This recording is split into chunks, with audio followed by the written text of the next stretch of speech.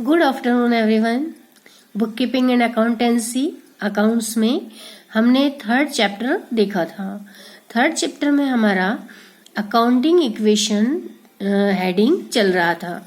उसमें हमने assets, capital and liabilities ये तीन टर्म्स को अच्छे से देखा था और इसके अकॉर्डिंग ही जो इसके एग्जाम्पल्स थे, न्यूमेरिकल एग्जाम्पल, वो भी किए थे। उसी के आगे अब मुझे आपको सवाल देना है, वो मैं दूंगी आपको वीडियो के एंड में। तो उसके पहले हम थोड़ा इसकी थ्योरी और कर देख लेते हैं आगे। इफेक्ट ऑफ ट्रांजैक्शंस, अर्थात जो व्यवहार होते हैं, जो सौदे होते हैं, उनके क्या प्रभाव हैं। एग्जाम्पल 6 दिया है, what will be the effect of the following transaction on assets and liabilities. जितने भी यहाँ ट्रांजेक्शन्स दिए हुए हैं उनका असेट्स और लायबिलिटीज इन पर क्या प्रभाव होता है। Cash purchase, first cash purchase का यहाँ ट्रांजेक्शन देखेंगे चार्ट में। Stock in trade will increase and cash will decrease. जब भी हम नगद माल खरीदते हैं, परचेस करते हैं, तो जो हमारा स्टॉक होता है वो बढ़ जाता है और कैश कम होता है, क्योंकि हमने कैश का पेमेंट किया है और माल हमारे यहाँ गुड्स आया है। ठीक है। Next, credit purchase. Credit purchase उधार क्रय। हमने उधार माल यदि खरीदा है तो इसका प्रभाव क्या होगा, इफेक्ट क्या होगा। जो हमारा स्टॉक है वह बढ़ेगा और जो हमारे व्यापारिक लेनदार हैं वह मतलब हमारे दायित्व वो बढ़ जाते हैं।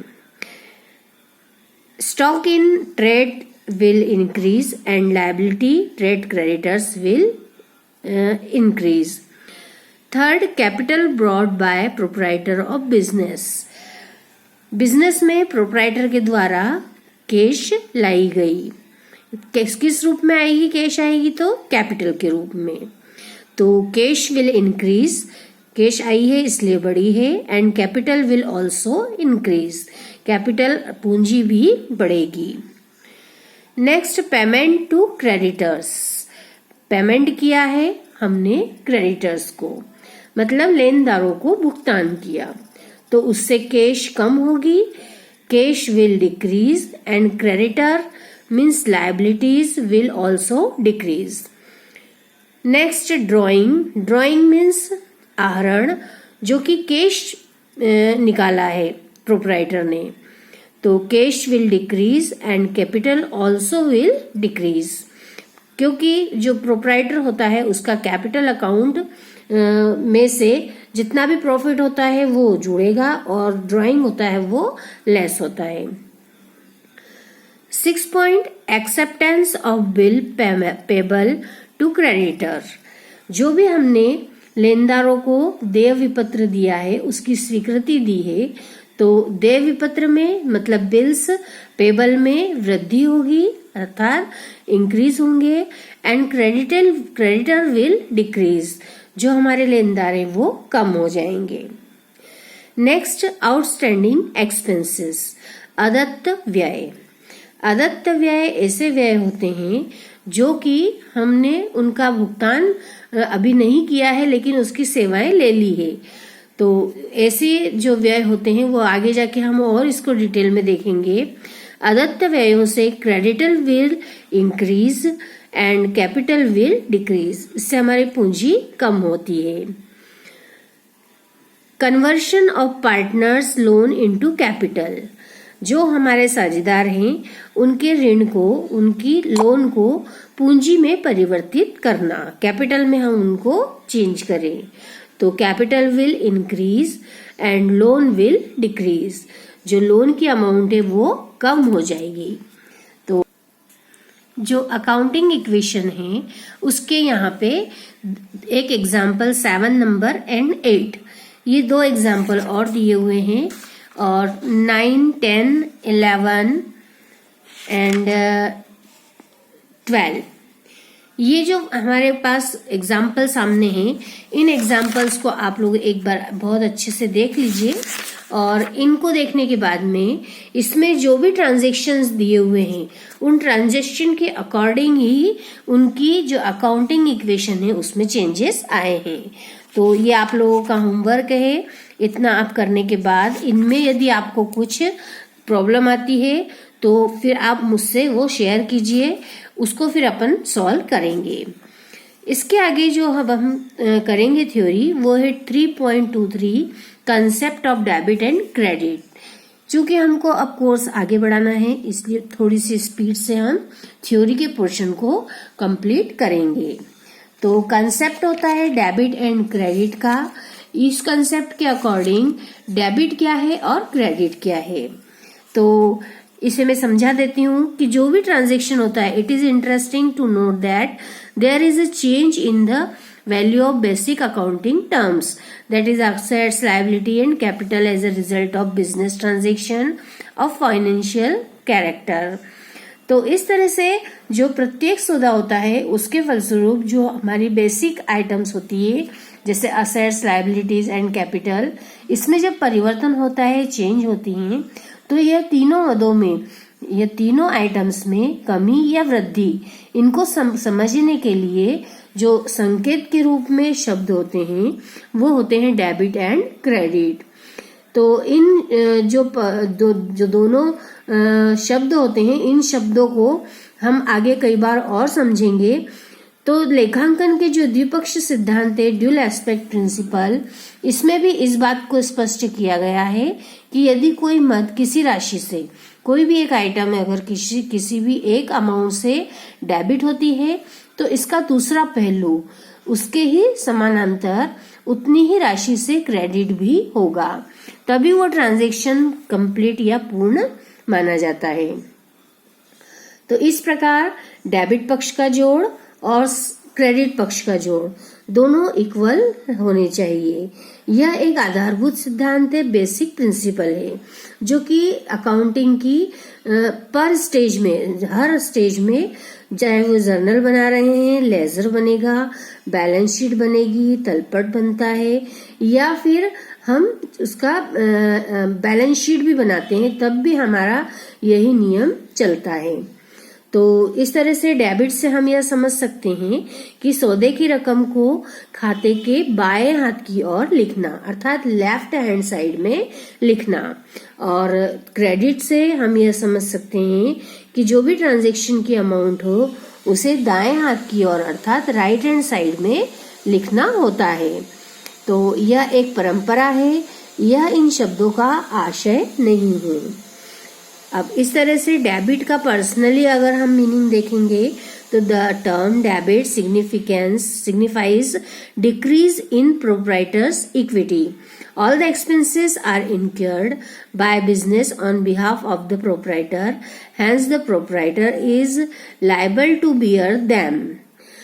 डेबिट शब्द का अंग्रेजी भाषा में शब्द डेटर से संबंध रखता है, इसे हम हिंदी में देनदार कह सकते हैं। इसका अर्थ ऋणी होता है। व्यवसाय में अनेक प्रकार के व्यय होते हैं जिन्हें चुकाने का दायित्व बिजनेस के प्रोप्राइटर का होता है।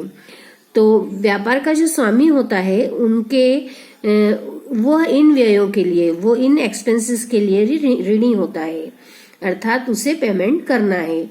इनके भुगतान से बिजनेस के स्वामी का जो दायित्व होता है, लायबिलिटी होती है, वो कम हो जाती है, इसलिए इन एक्सपेंसेस को डेबिट किया जाता है। Credit, meaning of credit, the term credit signifies increase in proprietor's equity. All the incomes are earned by business on behalf of the proprietor. Hence, they are paid to proprietor. Since these incomes increase proprietor equity, they are credited in the book of account. The word credit relates to word creditor. The short form of credit is CR. The proprietor is the creditor for all income and gains. Credit शब्द का संबंध हमारे अंग्रेजी भाषा के जो शब्द होता है क्रेडिटर, उससे होता है, जिसे हिंदी भाषा में हम लेनदार कहते हैं। लेनदार का अर्थ वो उन व्यक्तियों का या पक्षों से है जो कि भुगतान पाने के हकदार या स्वामी का बिजनेस के लिए एक लेनदार के रूप में होता है, जो व्यवसाय में लगाई गई पूंजी या आय को प्राप्त करने का अधिकार रखता है। बिजनेस में जो भी इनकम होती है उनके लिए बिजनेस का स्वामी लेनदार होता है। इनकी प्राप्ति से बिजनेस के स्वामी का अधिकार बढ़ जाता है और बिजनेस की लायबिलिटी भी बढ़ जाती है। इस इनकम में यदि बिजनेस की कैपिटल में इंक्रीजमेंट होता है, वृद्धि होती है, तो उस आय को भी हम क्रेडिट करते हैं, जिसे क्रेडिट शब्द को हम CR के नाम से भी जान सकते हैं, जिसे शॉर्ट में CR लिखते हैं।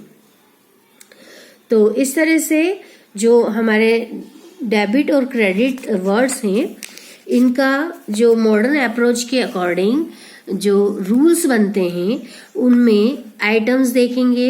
ये जो चार्ट दिया हुआ है, इन चार्ट में आइटम्स दी हुई है, assets, expenses, losses, liabilities, capital और इनकम। ये मेन जो बेसिक चीजें हैं, इनके अकॉर्डिंग ही जो भी ट्रांजेक्शन होते हैं वो अफेक्टेड होते हैं। Assets when debited on increasing and expenses when debited on increasing, losses when debited on increasing, liabilities on decreasing when debited, capital when debited on decreasing, or income when on decreasing when debited। तो इस तरह से कब debit होगी तो बढ़ेगी और कब डेबिट होगी तो कम होगी, ये उन आइटम्स पर डिपेंड करता है। तो व्हाई डेबिटेड, क्यों डेबिटेड हुई है, तो assets when debited on increasing बढ़ेगी, proprietors liabilities decrease in business की जो लायबिलिटी होती है प्रोप्राइटर की वह कम होगी, अर्थात पूंजी बढ़ेगी। असेट्स जो हमारी असेट्स है उस असेट्स में इसका इफेक्ट दिखता है। When credited and why credited, ये भी यहाँ पे आपको दिया है, तो इसको थोड़ा समझने का आप प्रयास करेंगे। नीचे दिए हुए हैं यहाँ पे, इसी को डिटेल में भी समझाया हुआ है। इसके बाद असेट्स का ट्रेडिशनल और conventional approach for rules of debit and credit, इसे भी आपको देखना है। Expenses and losses, liability, capital, इन सारे पॉइंट्स को आप लोगों को एक बार अच्छे से देखना है। Revenue and profit. Then summary of debit and credit rules, यहाँ से हम ये देखेंगे कि हम जो एंट्रीज करेंगे उन एंट्रीज में हमें किस आधार पर किसी भी अकाउंट को डेबिट या क्रेडिट किस तरह से करना है। तो ये ट्रेडिशनल अप्रोच है एंड मॉडर्न अप्रोच, दोनों दी हुई है यहाँ पर। इस चार्ट को आपको बहुत ही अच्छे से करना है, क्योंकि यह पूरा जो हमारे अकाउंट्स की जितने भी सम होंगे उनकी बेसिक चीज में यही मेन आता है। तो एक बार इसको देख लेते हैं हम। ट्रेडिशनल अप्रोच, सीरियल नंबर दिए 1 2 3, टाइप्स ऑफ अकाउंट दिए हैं।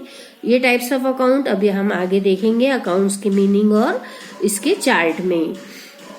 3 टाइप्स ऑफ अकाउंट होते हैं, personal account, real account and nominal account, जिसे प्रॉफिट और लॉस अकाउंट भी कहते हैं। डेबिट और क्रेडिट, ये दो हम किसी भी खाते को करेंगे। अब पर्सनल अकाउंट को देखें यदि हम, तो पर्सनल अकाउंट रिसीवर जो होगा उसे डेबिट किया जाएगा, और जो क्रेडिट करेंगे वो गिवर को करेंगे। मतलब जब हम देखेंगे कि कोई भी पर्सनल अकाउंट अफेक्टेड हो रहा है तो उसमें जो पाने वाला व्यक्ति है, जिसे कि रिसीव्ड हो रहा है, उसे डेबिट किया जाता है, और जो देने वाला है, जो गिवर है, उसे क्रेडिट करेंगे। यह पर्सनल अकाउंट अर्थात व्यक्तिगत खाते से संबंधित नियम है। सेकंड, रियल अकाउंट अर्थात वास्तविक खाता। रियल अकाउंट में जो भी वस्तुएं आती है, व्हाट कम्स इन बिजनेस में जो भी वस्तुएं आएगी उन सबको डेबिट किया जाता है। एंड व्हाट गोज आउट, जो भी वस्तुएं जाएगी उसे क्रेडिट करते हैं।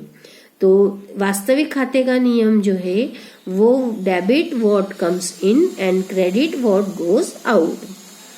थर्ड, नॉमिनल अकाउंट और प्रॉफिट और लॉस अकाउंट, यह जो नाम मात्र के खाते होते हैं उन पे अप्लाई होता है। इसमें जितने भी एक्सपेंसेस एंड लॉसेस होंगे उन्हें डेबिट किया जाता है और जितनी भी revenue and profit and income होती है उन्हें क्रेडिट किया जाता है।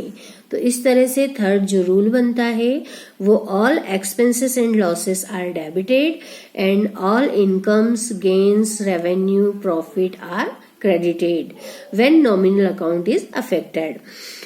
तो अब इस तरह से जो ये हमारा मॉडर्न अप्रोच का भी चार्ट दिया हुआ है, इसमें असेट्स अकाउंट इंक्रीज होगी और जब डेबिट होगी, और अगर डिक्रीज हुई है तो उसे क्रेडिट करेंगे। लायबिलिटी जब डिक्रीज हुई है तो उसे डेबिट करेंगे और इंक्रीज हुई होगी तो उसे क्रेडिट करेंगे। कैपिटल अगर डिक्रीज है तो उसे हम डेबिट करेंगे और इंक्रीज है तो क्रेडिट करेंगे। इसी तरह रेवेन्यू अकाउंट, जितने भी हमारी आय के खाते हैं उन्हें डिक्रीज करें, यदि डिक्रीज होगी तो वह डेबिट होगा और इंक्रीज होगी तो वह क्रेडिट करेंगे। एक्सपेंसेस अकाउंट, जितने भी एक्सपेंसेस हैं उन्हें इंक्रीज अगर हुआ है उनमें तो डेबिट होता है और अगर डिक्रीज हुए हैं तो उन्हें क्रेडिट करेंगे। तो ये ट्रेडिशनल एंड मॉडर्न दोनों ही अप्रोच के अकॉर्डिंग हमें ट्रांजैक्शंस को डेबिट या क्रेडिट करना चाहिए। अब हम देखेंगे meaning of accounts, types of accounts. तो सबसे पहले अकाउंट का मीनिंग क्या होगा? The term account denotes the date-wise record of all dealing pertaining to a particular person, body of person, property, goods, service, expenses, income, gains, and losses in one head at one place according to certain rules. For example, यहाँ पे एक example भी दिया हुआ है। तो यहाँ हम खाते का अर्थ देखेंगे कि किसी भी खाते का अर्थ क्या होगा। तो किसी भी एक व्यक्ति, वस्तु या कोई भी एक विशेष सेवा हो या कोई भी एक ऐसा आइटम हो जिसके संबंधित हम सारे लेन देन एक निश्चित स्थान पर डेट वाइज या मेथड के अकॉर्डिंग जब हम करते हैं तो वह उसका खाता कहलाता है। यहाँ पे एक एग्जाम्पल दिया हुआ है, उस एग्जाम्पल को आप लोगों को पढ़ना है अच्छे से और फिर समझना है कि किस तरह से दो खाते प्रभावित हुए हैं। अब इसके आगे मैं बढ़ती हूँ टाइप्स ऑफ अकाउंट। जो टाइप्स ऑफ अकाउंट का चार्ट है, इस चार्ट को आप लोगों को बहुत ही अच्छे से करना है क्योंकि इस चार्ट के आधार पर ही हम सारे आगे क्लासिफाइंग करेंगे कि कौन कौन से अकाउंट होते हैं और उसके संबंधित फिर हमें क्या नियम लगाना है। तो एक निगाह में मैं आपको ये चार्ट को समझा देती हूँ। चार्ट में अकाउंट का चार्ट दिया है, इसमें main two types of accounts दिए हैं, पर्सनल एंड इम्पर्सनल।